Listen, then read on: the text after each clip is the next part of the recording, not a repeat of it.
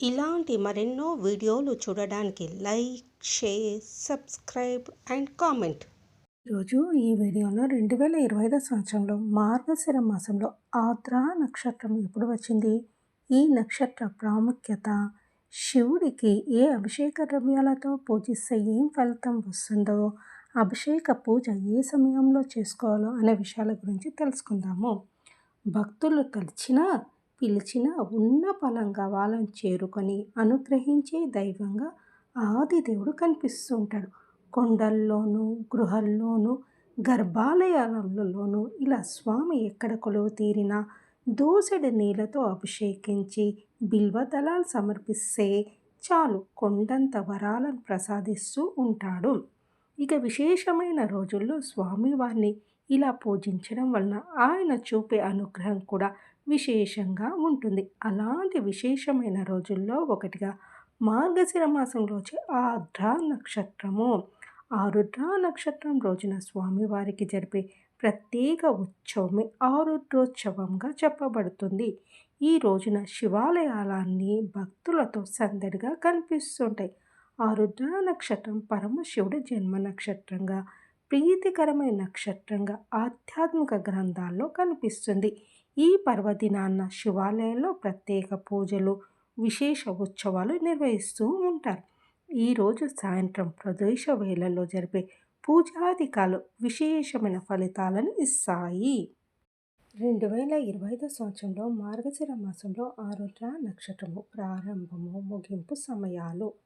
6వ తేదీ డిసెంబర్ 2025 మార్గశిర విధియా తిథి శనివారము ఉదయం 11:58 ప్రారంభమై 7వ తేదీ డిసెంబర్ 2025 మార్గశిర తదియా తిథి ఆదివారము ఉదయం 10:33 ఆరుద్ర నక్షత్రము ముగుస్తుంది. ఆరుద్ర అనేది ఒక నక్షత్రం పేరు. 27 నక్షత్రాల్లో 6వది ఆరుద్ర నక్షత్రం. ఆరుద్ర అంటే బంగారు ఎరుపు జ్వాల.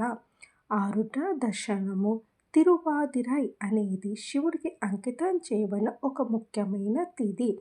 తమిళంలో తిరువాదిరై అంటే పవిత్రమైన పెద్ద అల అని అర్థం. దీని ఆధారంగా ఈ విశ్వాన్ని శివుడు దాదాపు 132 బిలియన్ సంవత్సరాల క్రితం సృష్టించాడు. తమిళంలోని చిదంబరంలో శ్రీ నటరాజ ఆలయంలో వార్షిక ఉత్సవము ఈ రోజున జరుపుకుంటారు. ఈ పండుగను కేరళ మరియు తమిళనాడులో శివుని పుట్టినరోజుగా విస్తృతంగా జరుపుకుంటారు. ప్రాచీన తమిళ నమ్మకాల్లో ఈ రోజున శివుడు తన విశ్వ నృత్యం ద్వారా విశ్వ సృష్టిని ప్రారంభించాడు. అదేవిధంగా విష్ణువు మరియు బ్రహ్మ భక్తిని పరీక్షించడానికి లింగ రూపంలో ప్రత్యక్షమయ్యాడనేది పౌరాణిక కథనంలో వివరించబడింది. శివుని విశ్వ నృత్యము 5 కార్యక్రమాలుగా సూచిస్తుంది: సృష్టి, రక్షణ, విధ్వంసము, అవతారము మరియు విడుదల. సారాంశంలో ఇది సృష్టి మరియు విధ్వంసం యొక్క నిరంతర చక్రాన్ని సూచిస్తుంది. ఈ విశ్వ నిత్యము ప్రతి కణంలో జరుగుతుంది మరియు అన్ని శక్తికి మూలం ఆరుద్ర దర్శనం. శివుని ఈ పారవర్ష నృత్యాన్ని జరుపుకుంటుంది. రుద్రాభిషేకం అనేది హిందూ సమాజంలోని ప్రధాన దేవతల్లో ఒకరైన శివుడికి నిర్వహించే పవిత్ర ఆచారం. రుద్రాభిషేకంలో రుద్రుడు అంటే శివుడు, ఆయనను రుద్రుడు అని కూడా పిలుస్తాడు. మరియు అభిషేకం అంటే నెయ్యి, తేనె, పాలు, నీరు, పెరుగు వంటి వివిధ పదార్థాలతో దేవతకు చేసే చర్య. రుద్రాభిషేకం ఒక శక్తివంతమైన మరియు ముఖ్యమైన వేడుక. దీని దీవెనలో శుద్ధి మరియు ఆధ్యాత్మిక ఉద్ధరణను తెస్తుంది. సీతను తిరిగి పొందడానికి మరియు లంకలో రావణ్ణి ఓడించడానికి సముద్రం దాటే ముందు రాముడు ఈ పూజ చేశాడు. ఆరుద్ర నక్షత్రం రోజున శివ దర్శనము, శివ పూజ ద్వారా అక్షయమైన శివానుగ్రహం పొందగలరు. సాయంత్రం దేవాలయాల్లో లేదా మీ ఇంటిలో ఏదైనా శివలింగానికి విభూతి నీటితో లేదా మీకు కలిగిన పండ్ల రసాలతో అభిషేకించి బిల్వదళంతో పూజించిన, దొరకని వారు కనీసం బిల్వదళమైన శివలింగంపై ఉంచి ఓం నమః శివాయ అనే పంచాక్షరి మంత్రాన్ని మీకు నచ్చినన్నిసార్లు జపించాలి. లేదా 108 సార్లు 1018 సార్లు జపించాలి. తర్వాత సంకల్పం చెప్పుకొని హారతి ఇవ్వాలి. ఇలా చేస్తే మీకు ఆ పరమేశ్వరుని అనుగ్రహంతో పాటు భోగభాగ్యాలు లభిస్తాయి మరియు పాపాలు తొలగిపోతాయి. శివుడిని వివిధ అభిషేకాలతో పూజిస్తే వివిధ ఫలితాలు వస్తాయి. అవి ఏమిటో తెలుసుకుందాం.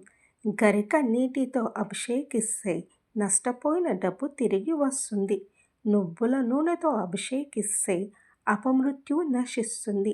ఆవు పాలతో అభిషేకిస్తే సర్వ సౌఖ్యాలు లభిస్తాయి. పెరుగుతో అభిషేకిస్తే బలం, ఆరోగ్యము, యశస్సు లభిస్తాయి. ఆవు నీతితో అభిషేకిస్తే ఐశ్వర్య ప్రాప్తి కలుగుతుంది. చెరుకు రసంతో అభిషేకిస్తే ధనవృద్ధి కలుగుతుంది మరియు ప్రశాంతత చేకూరుతుంది. మెత్తని చక్కెరతో అభిషేకిస్తే దుఃఖ నాశనం జరుగుతుంది. మారేడు బిల్వ దళంతో అభిషేకిస్తే భోగ భాగ్యాలు లభిస్తాయి. తేనెతో అభిషేకిస్తే సమస్య వ్యాధులు నయమవుతాయి. గంగాజలంతో అభిషేకిస్తే వివిధ ప్రయోజనాలు లభిస్తాయి. పంచామృతంతో అభిషేకిస్తే శివునికి శక్తినిస్తుంది మరియు ప్రయోజనాలు కలిగిస్తుంది.